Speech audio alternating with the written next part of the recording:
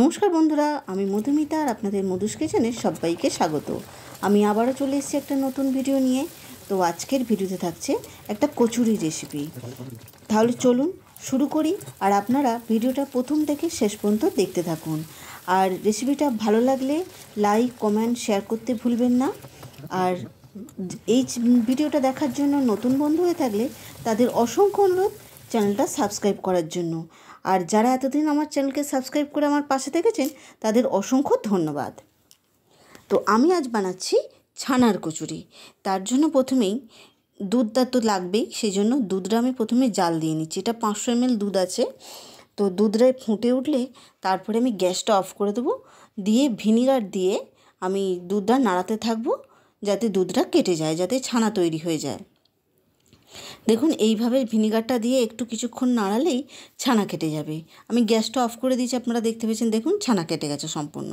এবার আমি জল থেকে ছানাটা ছেঁকে নেব। তো জলটা আমি ফেলবো না, জলটা আমি রেখে দেব। দেখুন আমি ছানাটা ছেঁকে নিচ্ছি, এই জলটা আমি রেখে দিচ্ছি। এই জলটা দিয়েই আমি কচুরির যে ময়দাটা মাখবো, ময়দা বা আটা যেটা মাখবো সেটা এই জলটা দিয়ে মাখবো। আর ছানাটা জলটা সম্পূর্ণ ঠান্ডা হতে দেবো। ঠান্ডা হয়ে যাওয়ার পর আমি ময়দাটা মেখে নিচ্ছি। পরিমাণ মতো ময়দা নিয়েছি, আর 3 চামচ আমি সুজি নিচ্ছি, আর স্বাদ মতো নুন দিয়ে দিয়েছি। দিয়ে শুকনো উপকরণটা আগে মিশিয়ে নেব। আর ময়দাতে অল্প সুজিটা দিতে হবে, যাতে প্রত্যেকটা কচুরি সুন্দরভাবে ফুলবে। 1 চামচ ঘি দিয়েছি, আর 1 চামচ আমি সাদা তেল দেব ময়ামের জন্য। তো আপনারা ময়ানটা পুরো সাদা তেলেও দিতে পারেন বা পুরো ঘিও দিতে পারেন। দিয়ে ভালো করে ময়ানটা মিশিয়ে নিয়ে এবার যে ছানার জলটা আমি রেখেছিলাম, দেখুন জলটা ঠান্ডা হয়ে গেছে। এবার সেই জলটা দিয়েই আমি মেখে নেব ময়দাটা। আর ছানার জলটা পুরোটা তো আমার লাগবে না, এইটুকু ময়দা যেহেতু। তো বাকি জলটা আমি কোনো তরকারিতে দিয়ে দেব। দিয়ে এটা আমি 10 মিনিটের জন্য রেস্টে রাখছি ময়দাটা। এবার দেখুন ছানাটাও ঠান্ডা হয়ে গেছে। ছানাটা তো ভালো করে আগে ম্যাশ করে নিতে হবে। তো মিষ্টির মতো অত সম্পূর্ণ মিহিভাবে ম্যাশ না করলেও চলবে, শুধু মোটামুটি একটু ভালোভাবে ম্যাশ করে নিতে হবে।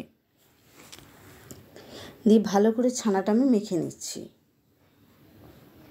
ছানাটা মেখে নেওয়ার পর এবার এতে আমি স্বাদ মতো নুন, চিনি দিয়ে দেব। আর এটা আমি দিচ্ছি 1 চামচ আমুল দুধ গুঁড়ো। আমুল দুধটা দিলে দেখবেন স্বাদটা আরও ভীষণ ভালো হবে। আর 1 টেবিল চামচ আমি কাজু গুঁড়ো করে নিয়েছি। আর এটা হচ্ছে কিশমিশ, আমি খুব মিহি করে কেটে নিয়েছি। নিয়ে সব ভালো করে মিশিয়ে নেব। স্বাদ মতো নুন চিনি দিয়েছি, আর চিনিটা গুঁড়ো দিতে হবে। দানা চিনি থাকলে চিনিটা গলবে, আবার ছানাটা নরম হয়ে যেতে পারে। এবার আমি দিচ্ছি 1 চামচ ভাজা মশলা। এটাতে জিরে, ধনে আর শুকনো লঙ্কা একসঙ্গে ভেজে গুঁড়ো করা আছে, সেটা দিয়েছি। দিয়ে ভালো করে ছানাটা মেখে নিতে হবে। আর আমুল দুধ গুঁড়োটা দেবেন, সাথে স্বাদটা ভীষণ ভালো আসবে। আর ছানার যে বাইন্ডিংটা সেটাও খুব সুন্দর হবে। এবার ছানাটা সম্পূর্ণ পুরটা রেডি হয়ে গেছে। এবার আমি ময়দার লেচিটা কেটে নিয়েছি। দেখুন ঠিক এরকম সাইজের লেচি কেটেছি, যেরকম আমরা কচুরি বা লুচি করি। দিয়ে এবার আমি সব পুরগুলো ভরে নেব। দেখুন মোটামুটিভাবে আমি যেরকম পুর দেওয়া হয় সেইভাবে পুর দিচ্ছি। তো আবারও অসংখ্য অনুরোধ, আমার এই ভিডিওটা যারা নতুন দেখছেন বা আমার চ্যানেলে যারা নতুন, তাদের অসংখ্য অনুরোধ রইল চ্যানেলটা সাবস্ক্রাইব করার জন্য।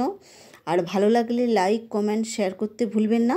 আর এতদিন আমার চ্যানেলকে সাবস্ক্রাইব করে যারা আমার পাশে আছেন তাদের অসংখ্য ধন্যবাদ।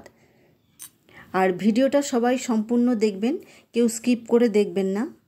আমি ভিডিওগুলো খুবই ছোট বানাই, তো সবাইকে অসংখ্য অনুরোধ ভিডিওটা স্কিপ করে দেখবেন না। তো সবগুলোতেই আমার পুর ভরা হয়ে গেছে। এবার বেলে নেওয়ার পালা। দেখুন এবার হালকা হাতে বেলে নিতে হবে যাতে ফেটে না যায়। তো সুজি দিলে আর ছানাটা আমুল দুধ দিয়ে বাইন্ডিং করলে তো একদম ফেটে যাবে না। প্রত্যেকটাই আমি এইভাবে বেলে নেব। এবার আমি বেলতে বেলতেই কড়াইতে তেল গরম বসিয়ে দিয়েছি। এবার তেলগুলো গরম হয়ে গেছে। এবার সব কচুরিও বেলে নেওয়া হয়ে গেছে। এবার সব ভেজে নেব। দেখুন এরকম সুন্দরভাবে ফুলে যাবে সুজি দেওয়ার ফলে। আর ছানার বাইন্ডিংটা আমল দুধ দিয়ে সুন্দর হওয়ার জন্য প্রত্যেকটা কচুরি সুন্দরভাবে ফুলবে। তো আপনাদের সামনে যে কটাই আমি ভাজছি দেখুন সে কটাই কিন্তু সম্পূর্ণ ফুলেছে। তোমার প্রত্যেকটা কচুরি এরকমভাবেই ফুলেছে। আর এর সঙ্গে আমি তৈরি করেছিলাম নিরামিষ আলুর দম আর রসমালাই। যে ছানার জলটা বাকি ছিল সেই ছানার জলটা আমি কিন্তু আলুর দমে দিয়ে দিয়েছিলাম। তো আমার ভিডিওটা সম্পূর্ণ দেখার জন্য অসংখ্য ধন্যবাদ।